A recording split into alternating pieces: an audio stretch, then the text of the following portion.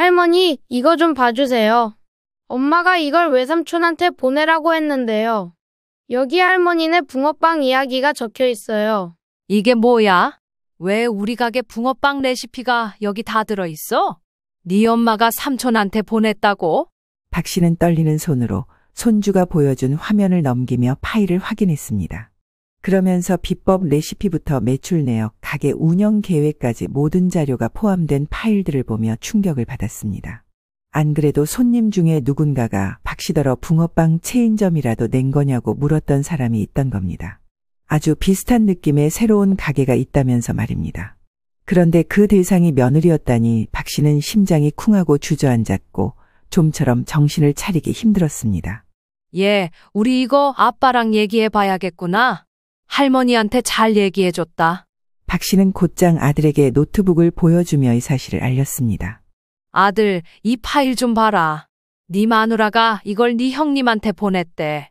대체 무슨 일이야? 아들은 파일을 읽어 내려가며 얼굴이 점점 굳어졌습니다. 엄마, 이게 정말이에요? 난 이런 내용이 있는 줄도 몰랐어요. 이걸 애들이 봤다고요? 이 사람이 형님한테 이런 걸 보내고 있었다는 거죠? 아들은 깊은 충격을 받았습니다. 아내는 본인 시어머니인 박 씨의 레시피를 그대로 갖다 베껴 가족들 몰래 붕어빵 카페를 차린 겁니다. 자기도 모르는 사이 아내가 이런 일을 벌였다는 사실을 알게 된 아들은 비통한 표정에 잠겼습니다. 이미 1호점을 내서 운영하고 있었고 그것 때문에 바빠서인지 통집에도 들어오지 않고 몰래 뒤에서 수익을 내고 있었다고 생각하니 아들은 분을 감출 길이 없었습니다. 그렇게 따져보니 그간의 며느리의 모습은 수상하기 그지 없었습니다. 친정 오빠 회사를 오가면서 새삼스레 시어머니인 박 씨의 가게에 몇 달간 내내 드나들었고 언젠가 시댁의 가게를 물려받으려나 그 정도만 생각했던 것입니다. 친정오빠 회사에서 운영하는 프랜차이즈는 국밥집이고 당연히 취급하는 메뉴가 다르기에 어떤 위기감을 가지지 않았습니다. 그런데 며느리는 박 씨의 레시피를 그대로 훔쳐다가 붕어빵 카페를 몰래 차려버린 겁니다. 이날 손주가 우연히 자기 엄마 컴퓨터를 보지 않았다면 알려지기 힘든 상황이었을 것입니다. 올해로 72세인 박경자 씨는 지난 30년 동안 서울 외곽에서 붕어빵 가게를 운영하며 가족을 위해 헌신한 삶을 살아왔습니다. 작은 5평 남짓한 가게는 그녀의 삶 자체였고 남편을 일찍 떠나보낸 후 박 씨는 홀로 아들을 키우며 가게를 지켜내야 했습니다. 겨울철에는 붕어빵과 오뎅을, 여름철에는 가게 한켠에서 수제 아이스크림을 팔며 계절에 맞는 메뉴를 제공했습니다. 그녀의 정직함과 손님을 대하는 진심은 가게를 작지만 강한 명소로 자리 잡게 했습니다. 붕어빵 3개에 1,000원. 근처의 다른 가게들이 가격을 올려도 박 씨는 고집스럽게 저렴한 가격을 유지했습니다. 붕어빵은 그냥 간식이어야지 사치가 되면 안 되잖아. 이 단순한 신념이 박 씨의 가게를 특별하게 만들었습니다. 품질 좋은 재료를 사용하는 것도 그녀의 철칙이었습니다. 팥소는 너무 달지 않으면서도 깊은 맛을 냈고 반죽은 쫀득해 한번 맛본 사람들은 그 차이를 느낄 수 있었습니다. 겨울철 따끈한 국물이 일품인 오뎅은 손님들의 사랑을 받았고 여름철 수제 아이스크림은 동네 아이들에게 인기 만점이었습니다. 가게는 지역 주민들에게 단순한 붕어빵 가게가 아니었습니다. 이곳은 추억과 온정을 느낄 수 있는 공간이었고 박 씨는 손님들에게 인생의 조언을 건네는 동네 어른으로도 자리 잡았습니다. 박 씨는 늘 정감 어린 미소로 손님들을 맞으며 덕담을 건넸습니다. 박 씨의 헌신 속에서 자란 아들은 어머니를 늘 자랑스러워했습니다. 그는 박 씨가 붕어빵을 팔며 단 한 번도 가격을 올리지 않고 정직하게 가게를 운영해온 것을 자랑스레 이야기하곤 했습니다. 아들은 대학 졸업 후 회계사가 되었고 가게 운영에 필요한 회계와 관리 업무를 도우며 어머니를 지원했습니다. 가게 운영에 필요한 자잘한 서류 작업은 모두 아들이 맡아주었고 덕분에 박 씨는 붕어빵과 오뎅, 아이스크림 판매에만 전념할 수 있었습니다. 아들이 안정된 직업을 갖고 가정을 꾸릴 준비를 하게 된 이후에도 박 씨는 여전히 가게를 이어갔습니다. 여기서 나는 내 손으로 아이를 키웠고 이 가게가 없었다면 나는 어디에 기대었을까 싶어. 박 씨는 가게를 지키는 것이 삶의 일부라고 여겼습니다. 수년 전 아들이 결혼하면서 박 씨의 가게에도 새로운 변화가 찾아왔습니다. 며느리가 손주 둘을 낳고 이후에 친정오빠가 운영하는 외식 프랜차이즈 회사에서 일하며 가끔 들려 팁을 주곤 했습니다. 며느리는 처음 박 씨의 가게를 방문했을 때부터 깊은 관심을 보였습니다. 어머니, 진짜 대단하세요. 이렇게 오랜 시간 한 가게를 지켜오셨다니요. 그러면서 며느리는 팥소의 단맛을 조절해보자는 아이디어를 제안하거나 오뎅 국물에 새로운 재료를 추가해보자는 의견을 내며 박 씨의 신뢰를 얻었습니다. 처음엔 박 씨도 오래도록 가게를 운영해온 고집이 있어 거리를 두었지만 며느리가 적극적으로 돕는 모습을 보고 차츰 마음을 열었습니다. 당장 회계사로 일하는 아들보다 음식 관련된 일을 하는 며느리가 언젠가는 이 가게를 이어가도 좋지 않을까 싶어 박 씨는 며느리에게 몇 가지 비법을 알려주기 시작했습니다. 이 무렵에는 며느리 역시 비슷한 의사를 보였기에 박 씨는 한편으로 마음을 놓았습니다. 언젠가 저도 꼭 이런 가게를 해보고 싶어요. 왜, 해외에 보면 2대에서 3대까지 가는 전통 가게들 있잖아요. 우리나라도 붕어빵 갖고 뭐든지 할 수 있죠. 박 씨는 본인도 모르게 은근히 미래 청사진을 그려보게 되었고 붕어빵 반죽의 숙성 시간, 팥소를 끓일 때 사용하는 온도, 오뎅 국물을 끓일 때만 쓰는 비밀 재료까지 며느리와 공유했습니다. 며느리가 손주들을 맡기고 가게에 더 많은 시간을 쏟는 모습에 박 씨는 내심 흐뭇해했습니다. 가게는 여전히 손님들로 북적였고 가족 간의 분위기도 좋아 보였습니다. 아들과 며느리는 안정적인 가정을 꾸렸고 손주들은 방학이면 붕어빵 가게에서 할머니를 돕는 일이 일상이었습니다. 초등학교 2학년인 큰 손주는 붕어빵을 굽는 법을 배우며 손님들에게 직접 빵을 건네는 일을 자랑스럽게 여겼습니다. 그 옆에 1학년인 작은 손주는 오뎅 국물 그릇을 나르며 자부심을 갖곤 했습니다. 우리 할머니 붕어빵이랑 오뎅은 최고야. 손주들은 가게를 마치 두 번째 집처럼 여기며 할머니와 보내는 시간을 소중히 여겼습니다. 그러나 이 평화로운 가정 뒤에는 박 씨가 상상도 못할 갈등의 불씨가 자리 잡고 있었습니다. 며느리의 진심이 점차 박 씨의 기대와는 다른 방향으로 흘러가고 있었던 것입니다. 얼마 전부터 박 씨의 붕어빵 가게는 예상치 못한 전환점을 맞이했습니다. 붕어빵이 대중매체에 소개되면서 갑작스레 인기를 끌기 시작한 것입니다. TV와 SNS에서는 겨울철 붕어빵의 따뜻한 추억, 이라는 주제로 기사와 영상이 쏟아졌고 박 씨의 붕어빵 가게에도 새로운 손님들이 몰려들었습니다. 단골들은 물론이고 다른 지역에서까지 손님들이 찾아오는 바람에 가게는 연일 북적였습니다. 붕어빵을 사기 위해 길게 줄을 서는 손님들로 인해 가게 앞도로가 혼잡해질 정도였습니다. 여기가 그 유명한 붕어빵 가게라면서요? 꼭 한번 먹어보고 싶어서 왔어요. 박 씨는 기쁜 마음으로 바빠진 일상에 적응해 갔습니다. 진짜 세상 일은 알다가도 모르겠어.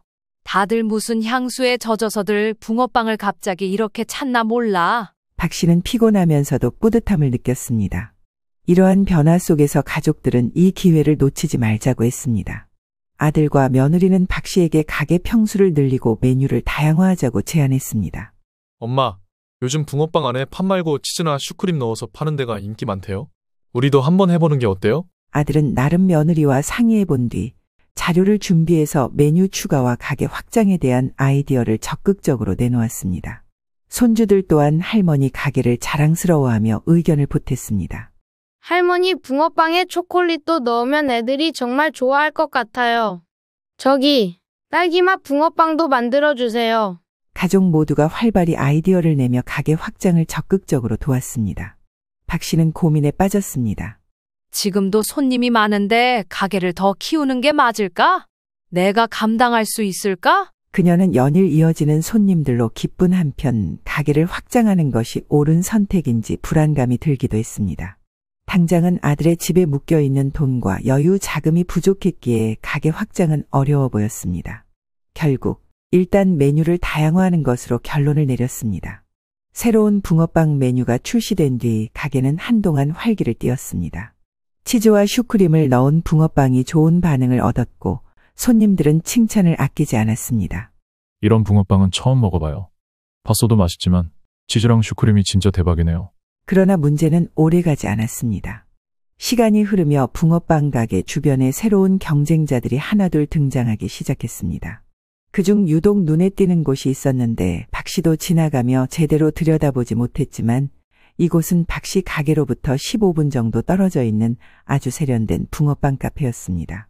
깔끔한 인테리어와 세련된 포장을 내세워 손님들을 끌어모았고 메뉴도 다양했습니다. 팥소나 슈크림뿐만 아니라 초콜릿, 녹차, 고구마 크림까지 온갖 종류의 붕어빵을 선보이며 트렌디한 이미지를 강조했습니다. SNS에서 본 곳인데 여기가 그 프랜차이즈 매장이래요? 이처럼 소문을 들은 젊은 손님들이 박 씨의 가게 대신 카페를 찾기 시작했습니다. 박 씨는 점점 줄어드는 손님들을 보며 당황했습니다. 이상하네. 단골들도 잘 안 오고 새로운 손님도 뜸해졌어. 그녀는 주변 상황을 살펴보기 위해 직접 근처 프랜차이즈 카페에 가봤습니다. 그곳에서 본 붕어빵은 외관부터 박 씨의 가게와 비슷했으며 심지어 메뉴 구성마저 박 씨의 가게에서 최근 출시한 메뉴와 닮아 있었습니다. 게다가 간판을 보고 깜짝 놀랐던 것이 가게 상호마저 박 씨네 붕어빵과 매우 비슷했습니다. 박 씨는 믿기 어려웠지만 손님들의 반응과 판매 전략이 자신이 해오던 것과 닮아 있다는 사실을 부정할 수 없었습니다. 가게로 돌아온 박 씨는 큰 한숨을 내쉬며 상황을 정리하려 했습니다. 내가 뭘 놓치고 있는 걸까? 왜 갑자기 이렇게 된 거지? 그녀는 단골들에게 물어보기도 했습니다. 요즘 왜 잘 안 오세요? 뭐가 불편하셨나요? 그러나 단골들은 말을 아꼈습니다. 아니에요. 그냥 바빴어요. 이처럼 다소 차갑고 짧은 답변만 돌아왔습니다. 박 씨는 불안감에 휩싸였지만 며느리는 대수롭지 않게 이 상황을 가볍게 넘겼습니다. 요즘 어디나 다 비슷해요. 이런 건 흔히 있는 일이에요. 붕어빵이 워낙 유행이다 보니까 이런 경쟁은 어쩔 수 없죠. 며느리는 별다른 걱정을 하지 않는 듯 보였습니다. 손님들이 잠깐 빠진 것뿐이에요. 다시 돌아올 거예요. 이렇게 말하면서 박 씨를 안심시키려 했습니다. 그러나 이 무렵부터, 아니 이보다 좀 더 전부터 며느리는 가게 일에 점점 소홀해지기 시작했습니다. 처음엔 메뉴 개발과 손님 응대에도 적극적으로 나섰던 며느리가 이제는 가게의 얼굴을 비추는 일조차 드물어졌습니다. 친정오빠네가 힘들어서 저도 도와줘야 할 것 같아요. 가게는 제가 좀 빠져도 괜찮죠? 그래, 친정을 돕겠다니 이해해야지. 가족끼리 도와야지. 박 씨 역시 친정이 어려웠다면 나섰을 테니 당연하다며 며느리가 다시 가게로 돌아오길 바라며 잠시 시간을 주기로 했습니다. 하지만 며느리가 떠난 뒤 가게 운영은 더욱 어려워졌습니다. 며느리가 떠나기 전까지는 제안했던 새로운 메뉴나 아이디어들이 가게의 활기를 불어넣는데 일조했지만 이제 며느리의 부재로 인해 모든 일이 박 씨의 어깨 위로 다시 돌아왔습니다. 메뉴 준비와 재료 구매, 손님 응대까지 혼자 감당해야 하는 상황이 되면서 박 씨는 몸과 마음이 점점 지쳐갔습니다.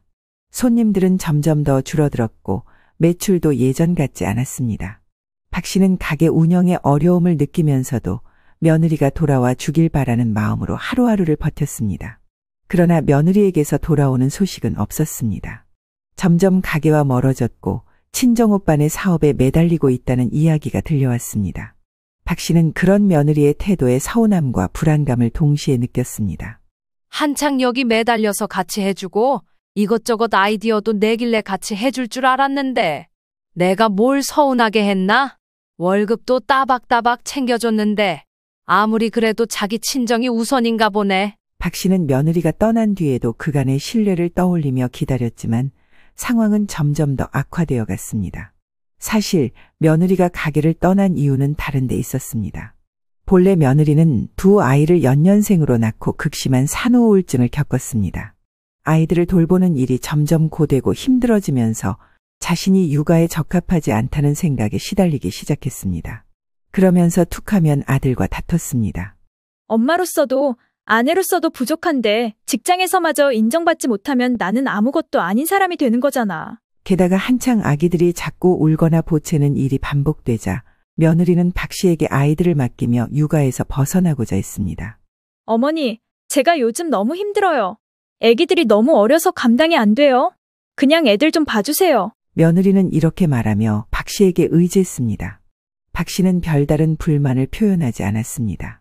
그래, 너도 힘들겠지. 내가 봐줄 테니 신경 쓰지 말고 일하렴. 며느리는 박 씨의 배려에 안도했지만 점차 육아를 회피하려는 태도가 깊어졌습니다. 그렇게 몇 년 시간을 끌고 여기저기 회사를 옮겨 다니고 변덕을 부리다 자기 친정오빠가 운영하는 외식 프랜차이즈 회사에 취직하게 된 것입니다. 여기까지는 박 씨가 알고 있는 사실이었고 지금 오빠네 가게가 많이 어려워 그쪽에 집중해야겠다는 내용을 듣고 수긍했습니다.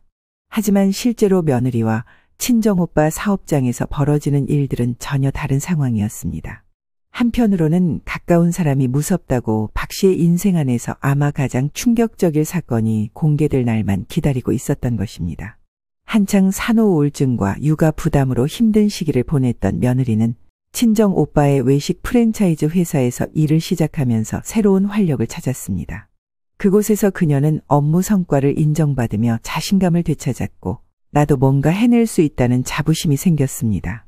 동시에 자신이 단순히 누군가의 아내나 엄마로만 평가받는 것이 아닌 사회적 가치와 능력을 가진 사람으로 인정받고 싶다는 욕망이 커져갔습니다. 그러나 회사 내부 사정은 그녀가 상상했던 것과 달랐습니다. 외식 프랜차이즈 사업은 점점 경쟁이 심화되며 수익성이 떨어지고 있었고 친정오빠는 여러 매장의 운영을 유지하기 위해 대출에 의존하고 있었습니다. 빚은 날이 갈수록 늘어나고 있었고 더 이상 사업 확장이 쉽지 않은 상황이었습니다. 이때 며느리는 자신이 시댁에서 배운 노하우를 떠올리며 아이디어를 제안하기 시작했습니다. 오빠, 국밥은 이제 너무 흔하고 요즘 붕어빵 다시 엄청 뜨는 거 알지? 오뎅 같은 거 같이 곁들여서 하면 초기 자본도 적게 들고 운영도 훨씬 효율적일 거야. 국밥집에 비해서 규모를 아주 작게 해서 한번 해보는 게 어때? 이 말에 친정오빠도 긍정적인 반응을 보였습니다. 와, 그거 좋은 생각이다. 우리 프랜차이즈에 새로운 메뉴로 추가하거나 아예 새로운 브랜드를 만들어보는 것도 괜찮겠어. 그런데 수진아, 이걸 하려면 네가 더 적극적으로 도와줘야겠다. 내가 요즘 재정적으로 여유가 없어서. 친정오빠는 며느리의 아이디어에 기대를 거는 것과 동시에 실질적인 도움을 요청했습니다. 며느리는 처음에는 단순히 아이디어만 제공하려고 했지만 점차 자신이 직접 사업을 주도해보고 싶다는 욕망이 커졌습니다. 이건 내가 직접 해낼 기회야. 솔직히 양쪽 다 잘 되면 좋은 거지. 그리고 어디 붕어빵 가게 운영하는 게 우리 어머니만 있는 것도 아니고 다들 레시피는 거기서 거기지. 나는 그냥 단순히 팁만 얻는 거고 가족끼리 서로 좋은 게 좋은 거야. 그러나 사업을 시작하려면 초기 투자금이 필요했습니다. 회사 재정이 어려운 상태였기에 친정오빠는 며느리에게 도움을 요청했고 며느리는 곧장 아들에게 투자금을 요구하기 시작했습니다. 물론 붕어빵 프랜차이즈로 시작한다는 내용은 비밀로 말입니다. 나도 엄연히 어머니의 가업을 위해 열심히 노력했잖아. 이제는 당신이 우리 친정을 도와줄 차례야. 며느리는 아들을 설득하려 했습니다. 하지만 아들은 단호하게 반대했습니다. 그건 말도 안 돼. 우리가 어떻게 그런 돈을 대줄 수 있어? 지금 우리 집도 애들 키우는데 돈이 얼마나 많이 드는데. 아니, 왜 그렇게 냉정하게 잘라? 어머니 가게가 맨날 고루하고 일정하게 가다가 우리가 아이디어도 내고 더 도움도 드리고 했잖아. 가족끼리 서로 돕는 거지. 이제는 공평하게 우리 친정에도 도움을 줄 때야. 그게 도리 아니야? 아들은 여전히 며느리의 요구를 납득할 수 없었습니다. 가족끼리 돕는 것도 한계가 있어. 우리 집은 여유 있는 형편도 아니고 당신이 새로 시작하는 사업이 성공할 거라는 보장도 없잖아. 그러나 며느리는 쉽게 물러서지 않았습니다. 그녀는 친정오빠의 부탁을 빌미로 아들을 압박했습니다. 오빠가 이번에 새 브랜드를 준비하고 있는데 이 기회를 놓치면 다시는 못 돌아와. 당신이 생각하는 것보다 이건 훨씬 중요한 일이야. 신메뉴 개발해서 하는 거니까 이번에 좀 믿고 밀어줘. 그런 와중에 며느리의 친정오빠가 직접 아들에게 전화를 걸었습니다. 매제, 내가 얘기 다 들었는데 수진이가 이번에 새 브랜드를 준비하고 싶어 해서 한번 기회를 주면 어떨까 해서. 수진이가 아이디어도 좋고 능력도 있으니 내가 밀어주고 싶어서 그래. 매제가 이번에 조금만 힘써주면 큰 도움이 될 것 같아. 아들은 난감해하며 대답했습니다. 형님, 저희도 지금 여유가 없는 상황입니다. 아이 둘 키우는 것도 쉽지 않고 당장 큰 돈을 마련할 수 있을지 모르겠습니다. 친정오빠는 한숨을 쉬며 설득을 이어갔습니다. 매제가 너무 걱정하니까 그런 것 같은데 사업이라는 건 원래 리스크를 감수해야 하는 거야. 나도 처음엔 대출로 시작했어. 하지만 잘만 하면 금방 투자금을 회수할 수 있어. 이건 시간 싸움이야. 기회를 놓치면 안 돼. 아들은 고민에 빠졌습니다. 친정오빠의 말은 일리가 있어 보였지만 여전히 선뜻 결정을 내릴 수 없었습니다. 그래도 4천만 원이라는 돈은 작은 금액이 아닙니다. 그리고 지금은 무리한 것 같아요. 친정오빠는 단호한 어조로 말을 이었습니다. 4천만 원이면 충분해. 수진이가 직접 브랜드를 맡아서 운영한다면 큰 성과를 낼 거라고 확신해. 매제도 믿고 한번 도와줘봐. 우리가 가족 아니야? 연이은 압박의 아들은 점점 지쳐갔습니다. 끊이지 않는 다툼에 게다가 며느리의 친정오빠 전화까지 받고 힘이 시달린 아들은 결국 집을 담보로 해서 어머니인 박 씨에겐 비밀로 하고 대출을 받아 프랜차이즈 투자금으로 4천만 원을 며느리에게 건네주었습니다. 하지만 그 대가로 그는 극심한 스트레스에 시달리기 시작했습니다. 원래 누군가에게 빚을 지지 않고 근면성실하게 살아온 아들은 이 상황이 심리적으로 매우 견디기 힘들었던 것 같습니다. 이 문제를 두고 며느리와 싸움이 불거지면서 그 와중에 끼어드는 며느리의 친정오빠의 간섭까지 홀로 감당해내다 보니 3개월 사이 무려 살이 10kg이나 빠지게 되었습니다. 반대로 어머니가 운영하는 붕어빵 가게의 매출 감소도 그의 마음을 무겁게 했습니다.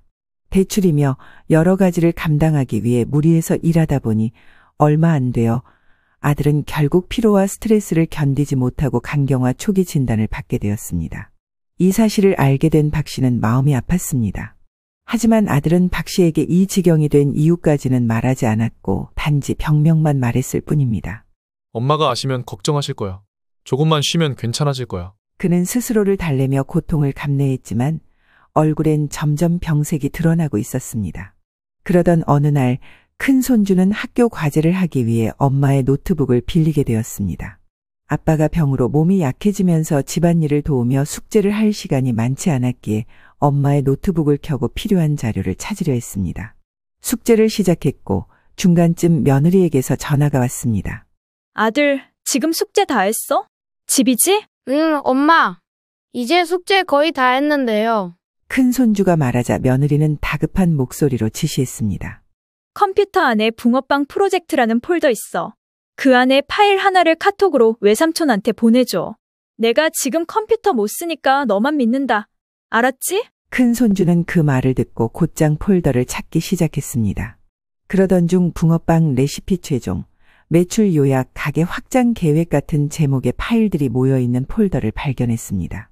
이게 맞나 싶어 파일을 클릭한 큰 손주는 파 내용을 잠시 훑어보고는 외삼촌에게 카톡으로 파일을 전송했습니다.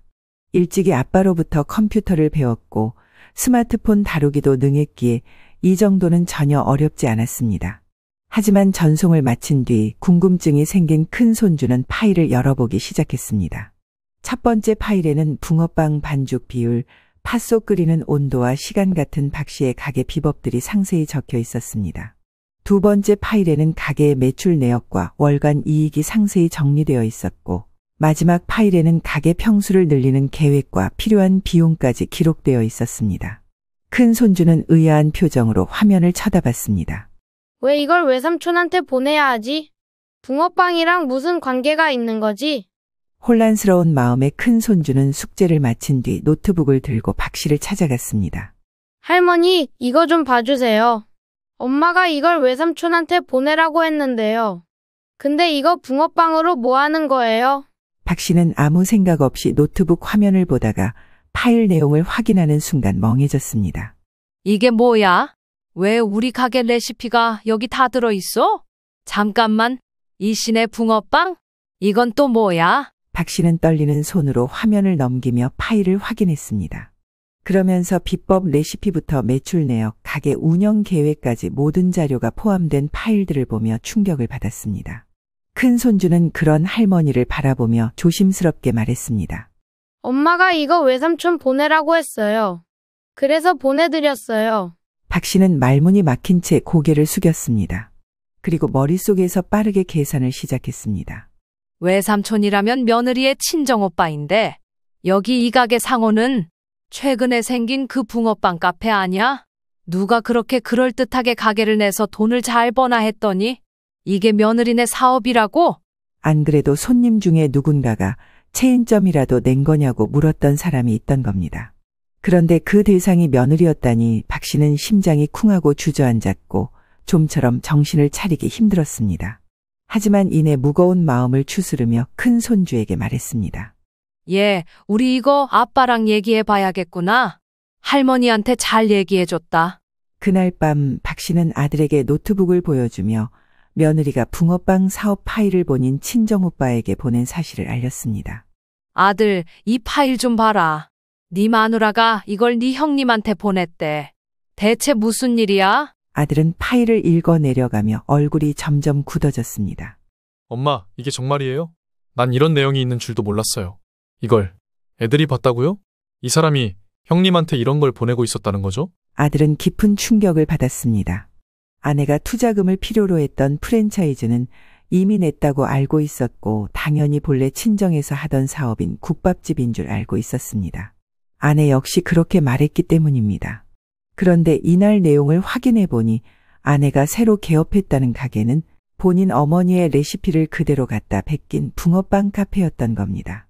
자기도 모르는 사이 아내가 이런 일을 벌이는 데 돈을 투자했다는 사실을 알게 된 아들은 비통한 표정에 잠겼습니다. 이미 1호점을 내서 운영하고 있었고 그것 때문에 바빠서인지 통집에도 들어오지 않고 몰래 뒤에서 수익을 내고 있었다고 생각하니 아들은 분을 감출 길이 없었습니다. 그렇게 따져보니 그간의 며느리의 모습은 수상하기 그지 없었습니다. 친정 오빠 회사를 오가면서 새삼스레 박 씨의 가게에 몇 달간 내내 드나들었고 아들이 볼 때에도 단순히 언젠가는 어머니의 가게를 물려받으려나 그 정도만 생각했던 것입니다. 친정오빠 회사에서 운영하는 프랜차이즈는 국밥집이고 당연히 취급하는 메뉴가 다르기에 어떤 위기감을 가지지 않았습니다. 그런데 회사 안에서 또 다른 기획으로 박 씨의 레시피를 그대로 훔쳐다 붕어빵 프랜차이즈 카페를 차렸다니 믿을 수 없는 상황이었습니다. 아무리 눈으로는 부인하고 싶었지만 큰 손주가 엄마 노트북에서 찾아낸 자료들은 누가 봐도 확실한 증거가 되었습니다. 레시피부터 가게 평수, 매출, 자잘한 가게 운영 방침까지 빼곡히 정리되어 있었고 그걸 현재 프랜차이즈에 어떻게 적용하는지 최근에 오픈한 1호점에서 어떤 성과를 냈는지까지 모두 상세하게 적혀 있었습니다. 그걸 보고 눈앞이 어지러워진 아들은 힘들지만 이제 이 사실을 받아들일 수밖에 없었습니다. 그리고 그간 있었던 일에 대해 힘겨운 얼굴로 어머니인 박 씨에게 모든 사실을 털어놓았습니다. 당연히 박 씨는 이 사실을 듣고 연이어 충격을 받았습니다. 뭐야? 니들 사는 집을 담보로 대출을 받았다고? 세상에, 가게 평수 늘리려다가 내 돈이 니들 집에 묶여 있으니 그냥 놔뒀던 건데 걔는 그걸 담보로 대출까지 받아서 지 사업에 투자했다고? 미치겠다 정말? 이제는 누구 하나 뭐라 더 말할 것도 없이 빠르게 결론을 낼 필요가 있었습니다. 다음 날 아들은 며느리를 박 씨의 집으로 호출했고 이 상황을 알지 못하는 며느리는 아주 뻔뻔하게 지금 바쁘다며 방문을 거절했습니다. 그러다 전화를 낚고 채 박 씨가 평소 같지 않게 거칠게 며느리를 야단쳤고 며느리는 어쩔 수 없이 집으로 오게 되었습니다. 저녁에 당장 집으로 오지 않으면 경찰에 신고할 거야. 이런저런 핑계 대지 말고 당장 기어와라. 네? 어머니 무슨 말씀을 그렇게 하세요? 무슨 일이신데 그러시는데요? 알고 싶으면 당장 택시고 뭐고 타고 쫓아오는 게 좋을 거야. 내일 바로 신고당해서 잡혀가기 싫으면. 박 씨는 노트북에 담긴 증거를 확인한 후 가족들을 불러 모았습니다. 그날 저녁 박 씨의 붕어빵 가게 작은 탁자에는 가족들이 둘러앉아 묵직한 침묵이 흘렀습니다. 박 씨는 노트북을 탁자 위에 올려두고 며느리를 강렬한 눈빛으로 바라보았습니다. 이 파일들 네가 네 오빠한테 보낸 거 맞지? 박 씨의 질문에 며느리는 눈을 깜빡이며 잠시 말을 더듬었습니다. 예상치 못한 상황에 당황한 듯 그녀는 억지로 미소를 지으려 했습니다. 어머니, 저기, 그것 때문에 그러셨구나? 이건 그냥 제가 참고해두려고 적은 거고요. 오빠도 요식업 하는 사람이니까 궁금하다고 해서요. 하지만 이렇게 말하면서도 며느리는 뭔가 잘못되었음을 감지했는지 눈을 질끈 감았다 떴습니다. 박 씨는 며느리의 말을 가로막고 노트북 화면을 손가락으로 가리켰습니다. 참고? 이걸 참고라고 부르는 거야? 내가 30년 동안 내 손으로 일궈온 가게의 모든 비법이 담긴 자료를 네가 네 오빠한테 넘겨준 게 참고냐고. 너 이거 이미 가게 내버렸잖아. 저쪽에서 하고 있는 이 씨네 붕어빵 그거 아냐? 박 씨의 목소리는 떨렸고 손은 분노로 꽉 쥐어졌습니다. 반죽 비율, 팥속 끓이는 온도와 시간, 매출 내역, 심지어 가게 확장 계획까지 이 모든 걸 다 넘겼더라. 도대체 어떻게 이럴 수 있니? 우리 가족끼리 얘기한 거 아니었어? 그걸 쏠랑 다 갖고 가서 네 친정 좋은 일을 시켜? 나한테 말 한마디도 없이? 어머니, 그게요. 우리 오빠가 사업이 너무 힘들어서 제가 조금 도와주려던 것뿐이에요. 사실 어머니 가게 운영 방식을 참고해서 발전시켜 보려고 한 거였어요. 뭐 따라하고 좋은 일 시키고 그런 게 아니고요. 그리고 저도 어머니 가게를 위해 노력했잖아요. 그 정도는 가족끼리 상호 교류로 이해해 주셔야 하는 거 아닌가요? 박 씨는 비웃음 섞인 한숨을 내쉬며 고개를 저었습니다. 상호 교류? 네가 말하는 그 상호 교류라는 게 너 믿고 맡긴 비법을 몰래 훔쳐서 네 친정 식구들끼리 뭉쳐서 가게 내버리는 거야? 덕분에 내 손님들은 끊겼고 뺏겼어. 내가 얼마나 비참한 기분인지 네가 알아? 너 같은 애한테 이 가게를 맡길 수도 있겠다고 생각했던 나 자신이 한심하다. 박 씨는 아들의 얼굴을 돌아보며 말을 이었습니다. 그리고 네 남편인 내 아들 말이야. 얘는 여지껏 네가 우리 가족을 위해 일하는 줄 알았어? 그런데 남편 몰래 집담보로 대출받아서 네 친정 사업에 투자하고 나는 둘째치고 네 남편 기분은 생각도 안 한 거냐? 그 순간 아들이 주머니에서 사진 몇 장을 꺼내 박 씨 앞에 올려놓았습니다. 당신, 이거 내가 가서 직접 사진 찍어왔어. 이건 누가 봐도 그냥 새 사업 차린 사장님이지. 적당히 도우러 간 게 아니잖아. 어떻게 나랑 어머니한테 이럴 수가 있어? 사진에는 며느리가 새로 생긴 붕어빵 카페에서 직원들에게 지시를 내리고 있는 모습이 담겨 있었습니다. 그녀의 표정은 가게를 완벽히 장악한 사람처럼 자신감 넘쳤고 손님들에게 웃으며 응대하는 모습은 박 씨의 가게에서 보던 모습과는 사뭇 달랐습니다.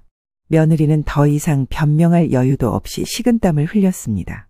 그러나 어떻게든 상황을 돌이키고 싶어 목소리를 높였습니다. 여보, 어머니, 우선은 저기 오해세요. 그래도 좋은 점만 좀 봐주시면. 한창 제가 어머니 가게에 신경 썼잖아요. 저도 애들 키우고 일하느라 얼마나 힘들었는지 아세요? 많이 화나신 것 같은데. 저기 그냥 이번 한 번만 이해해 주시면 안 돼요?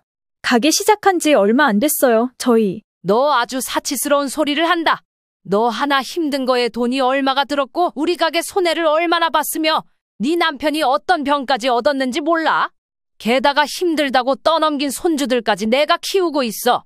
가족은커녕 남보다도 못한 널 위해서 내가 그만한 대가를 왜 치러줘야 하냐?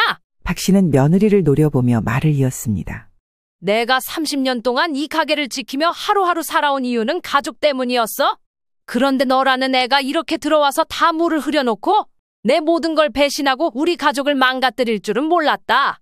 너 같은 건 없는 게 나아. 진작 그랬어야 해. 아들은 더 이상 참지 못하고 자리에서 벌떡 일어섰습니다. 수진아, 우리 이제 그만하자. 더 이상 이렇게 살 수 없어. 나도 어머니도 애들도 살기 위해서 이제 너를 놔야겠다. 이혼하자. 며느리는 충격을 받은 듯 멍한 표정으로 아들을 쳐다봤습니다. 그녀는 말을 더듬으며 애원하기 시작했습니다. 여보, 당신까지 왜 이래 진짜. 일단은 내 편에서 같이 얘기를 해줘야지 무슨 이혼이야. 이혼이 장난이야? 아니, 저기 어머니 그게 아니고 정말 죄송해요. 기회를 한 번만 주세요. 제가 다시 오빠를 설득해서 어머니네 가게까지 잘 되도록 힘써볼게요. 퍽이나 신경을 써주는구나. 도움을 주기는커녕 여기 도둑처럼 기어들어와서 다 하나하나 훑어보고 빼앗아가서 힘없는 노인네 가게 싹 뺏겨다가 새로 차렸으면 그건 사과를 할 일이 아니라 법으로 값을 치를 일인 거야. 너는 지금 아직도 나를 우습게 보고 있어.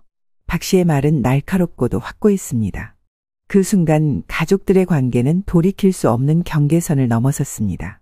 그리하여 박 씨의 모자는 곧장 며느리를 이 집에서 정리하기로 마음먹었고 손주들에게는 가슴 아픈 일이었지만 재빠르게 일을 시행하게 되었습니다. 며느리와의 이혼 절차는 생각보다 어렵지 않게 진행되었습니다. 아들과 박 씨는 법적으로 며느리가 가게 운영권이나 재산에 대해 어떤 권리도 주장할 수 없도록 단호히 대처했습니다. 며느리는 처음에는 억울한 표정으로 모든 책임을 회피하려 했지만 모든 증거가 드러나자 더 이상 발뺌할 수 없었습니다. 그럼에도 불구하고 이혼이 확정된 날 며느리는 마지막으로 박 씨를 찾아와 무릎을 꿇고 빌기 시작했습니다. 어머니, 제가 잘못했습니다. 정말 죄송해요. 친정오빠가 너무 어려운 상황이라 어쩔 수가 없었어요. 붕어빵 비법을 넘긴 건 아니고 단지 아이디어 몇 개를 공유했을 뿐이에요. 가게도 정리할게요. 제발 이번 한 번만 용서해 주세요. 제가 앞으로 정말 잘하겠습니다. 네가 뭘 도왔든 아이디어를 공유했든 결과는 똑같아. 이미 결정난 거 구질구질하게 이러지 마라. 나더러 널 용서하라는 건 그 꼴을 또 당할 위험을 계속 안고 살라는 거야. 내가 이 나이에 그렇게 시간 많고 한가해 보이냐? 그만하고 다시는 찾아오지 마. 그런데 참 아이러니하게도 손주들 역시 엄마의 행동을 용서하지 않았습니다. 한편으로는 안쓰러운 것이 어린 녀석들이 얼마나 엄마에게 정과 사랑을 못 받았으면 이렇게 뻔뻔하게 나오는 엄마에게 매달리지 않았습니다. 심지어 큰 손주는 슬픈 얼굴로 말했습니다. 엄마, 할머니한테 나쁜 짓 하면 안 돼요. 할머니가 우리 맛있는 거 만들어 주시고 잘해 주셨는데. 말맞다나 박 씨의 손주들은 두 아이 모두 그녀의 손에서 자랐다고 해도 과언이 아니었습니다. 큰 손주와 작은 손주는 어릴 적부터 박 씨의 붕어빵 가게에서 많은 시간을 보냈습니다. 며느리는 일찍이 손주들을 박 씨에게 맡겨왔기 때문에 이것은 아주 당연한 상황이었습니다. 박 씨는 두 손주를 키우는데 온 정성을 쏟았고 손주들은 자연스럽게 엄마보다는 할머니에게 더 많은 정을 붙이게 되었습니다. 아이들의 단호한 태도에 며느리는 더 이상 변명할 수 없었습니다. 그녀는 마지막으로 아들과 박 씨를 쳐다보며 절규하듯 외쳤습니다. 다들 뭘 알아? 내가 뭘 어쨌다고 그래 진짜. 왜 나한테만 다들 이러냐고. 그러나 박 씨는 눈 하나 깜빡하지 않고 단호히 말했습니다. 그만하고 나가. 애들 앞에서 추한 모습 보이지 말고 이쯤 하고 나가라. 적어도 나랑은 다시는 얼굴 보지 말자. 그리하여 이혼 후 며느리는 친정으로 돌아갔지만 그곳에서도 평온을 찾을 수 없었습니다. 박 씨가 가게 비법 도용에 대해 법적 소송을 제기하면서 상황은 빠르게 악화된 것입니다. 며느리가 친정오빠와 함께 붕어빵 프랜차이즈 사업을 진행한 모든 과정이 드러났고 이것은 이제 이 집안 몰락의 시작이었습니다. 박 씨는 변호사를 통해 가게 비법과 상표권 침해 소송을 제기했습니다. 박신의 붕어빵이라는 이름과 거의 동일한 상표를 사용한 점, 그리고 레시피의 유사성이 법정에서 쟁점이 되었습니다. 결정적 증거로 제출된 이메일과 파일은 며느리가 박 씨의 노하우를 친정오빠에게 넘겼음을 분명히 했습니다. 판결 결과 박 씨의 주장이 인정되었고 법원은 며느리와 친정오빠에게 프랜차이즈 사업 중단 및 손해배상금을 명령했습니다. 이미 빚에 허덕이던 친정오빠는 이 판결로 더 이상 사업을 유지할 수 없었습니다. 본사 운영은 중단되었고 가맹점들은 계약을 해지하며 모두 문을 닫았습니다. 1호점을 포함해 운영 중이던 매장들이 하나둘씩 철수하면서 친정오빠는 가게를 정리하고 집을 처분할 수밖에 없었습니다. 그는 결국 지방으로 내려가야 했고 이 과정에서 며느리는 자신에게 책임을 돌리는 친정 가족들의 비난을 피할 수 없었습니다. 너 때문에 이렇게 된 거야. 네가 네 시댁에서 가져온 비법만 아니었어도 네 오빠가 이렇게 이중 삼중으로 망하진 않았을 거야. 친정어머니의 책망은 며느리에게 큰 충격을 주었습니다. 결국 친정에서마저 환영받지 못하는 처지가 된 것입니다. 며느리와 친정오빠의 붕어빵 프랜차이즈 사업이 몰락했다는 소식은 지역 주민들에게도 빠르게 퍼졌습니다. 며느리가 시댁을 배신하고 친정 사업을 위해 비법을 빼돌렸다는 소문은 그녀의 이미지를 완전히 무너뜨렸습니다. 안 그래도 너무 멀지 않은 근방에 비슷한 상호의 가게가 생겨버렸고 손님들 사이에서도 가족 관계가 아니냐는 말이 나오던 중이었기 때문입니다. 결국 가족을 배신한 며느리라는 꼬리표가 따라다니며 지역 사회에서도 그녀를 외면하기 시작했습니다. 이후로 며느리는 생계를 위해 아르바이트를 전전하는 처지로 전락했습니다. 그러면서 가끔 박신의 가게 앞을 지나칠 때마다 밝게 웃는 손님들과 활기를 되찾은 가게를 보며 뼈저린 후회를 느꼈습니다. 그러나 이미 모든 것이 늦은 후였습니다. 며느리가 떠난 후 박 씨의 가족은 큰 혼란을 겪었지만 시간이 지나며 가족은 조금씩 안정을 되찾았습니다. 붕어빵 가게를 다시 일으켜 세우기 위해 박 씨와 아들 그리고 어린 손주들은 한마음으로 노력했습니다. 박 씨는 손주들에게 가게 운영의 모든 비법을 차근차근 가르쳐주고 최대한 가족끼리 시간을 많이 보내려고 했습니다. 붕어빵 반죽은 말이야. 온도와 숙성 시간이 정말 중요해. 이걸 잘못하면 맛이 달라져서 손님들이 금방 눈치챌 거야. 박 씨는 초등학생인 손주들이 할 수 있는 선에서 붕어빵 틀을 사용하는 방법과 팥소를 넣는 비율을 가르쳤고 작은 손주는 오뎅 국물을 맛보며 즐거워했습니다. 그 와중에 아들은 꾸준히 병원 치료를 받으며 건강을 회복했습니다. 몸이 약해진 탓에 초반에는 가게에 들려보는 것도 쉽지 않았지만 점차 힘을 되찾아갔습니다. 엄마, 이제 제가 할게요. 엄마는 좀 쉬세요. 아들은 주말에 틈틈이 박 씨를 대신해 붕어빵 반죽을 준비하고 손님들을 응대하며 가게의 새로운 중심이 되었습니다. 박 씨는 그런 아들을 보며 안도와 뿌듯함을 동시에 느꼈습니다. 가게는 점점 활기를 되찾았습니다. 한때 줄어들었던 손님들도 다시 찾아오기 시작했고 박씨네 붕어빵은 예전처럼 지역 주민들에게 사랑받는 명소로 자리 잡았습니다. 박씨는 손주들의 방학 시기에 함께 반죽을 준비하며 조용히 미소 지었습니다. 손주들이 가게에서 뛰어놀던 어린 시절부터 이제는 가게 일을 배우며 어엿한 꼬마 일꾼으로 성장한 모습을 보며 깊은 감동을 느꼈습니다. 가족 모두가 다시 하나로 뭉쳐 열심히 일하며 박씨네 붕어빵은 지역 주민들에게 더 큰 사랑을 받았습니다. 박씨는 가게를 바라보며 속으로 다짐했습니다. 이 가게는 우리 가족의 땀과 노력이 담긴 집과도 같은 곳이야. 이제는 이 아이들이 이어가겠지. 앞으로 더 좋은 일이 많을 거야. 붕어빵 가게는 단순한 가게를 넘어 가족의 유대와 신뢰를 상징하는 공간으로 남았습니다.